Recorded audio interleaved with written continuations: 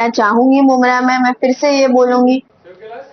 आणि मुंबऱ्यामध्ये आपण काय पाहतोय तर एमआयएमच्या उमेदवाराला, जो निवडून आलेला उमेदवार आहे, त्याच्या वक्तव्याला भाजपनं जोरदार विरोध केलेला आहे आणि भाजपनं एक प्रकारे पोलीस स्थानकात जाऊन तक्रार सुद्धा केलेली आहे वक्तव्याच्या विरोधात। पण दुसरीकडे अचलपूरमध्ये मात्र भाजपनं एमआयएम सोबत सत्तेसाठी युती केल्याचं समोर आलंय।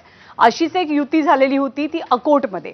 अकोटमध्ये सर्वपक्षीय युती जेव्हा समोर आली, भाजप आणि एमआयएम सत्तेसाठी सोबत जात आहेत हे जेव्हा समजलं तेव्हा जोरदार टीका झाली आणि अखेरीस वरिष्ठांकडनं अकोटमधली एमआयएम सोबतची युती तोडण्याचे आदेश देण्यात आले। पण आता अचलपूर नगर परिषदेमध्ये एमआयएम आणि भाजपनं हातमिळवणी केलेली आहे। भाजपकडनं एमआयएमच्या नगरसेवकांना शिक्षण आणि क्रीडा समितीचं सभापती पद देण्यात आलंय। एमआयएमचे 3, अजित पवारांच्या राष्ट्रवादीचे 2 आणि 3 अपक्ष नगरसेवकांचा एक गट भाजपसोबत गेलाय।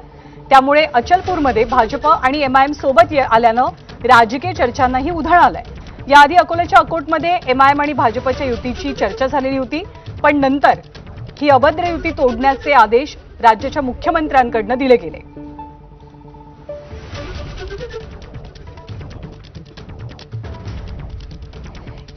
यापुढची बातमी कोल्हापूरमधून आहे। कोल्हापूरमध्ये महायुती म्हणून एकमेव महानगरपालिका अशी होती की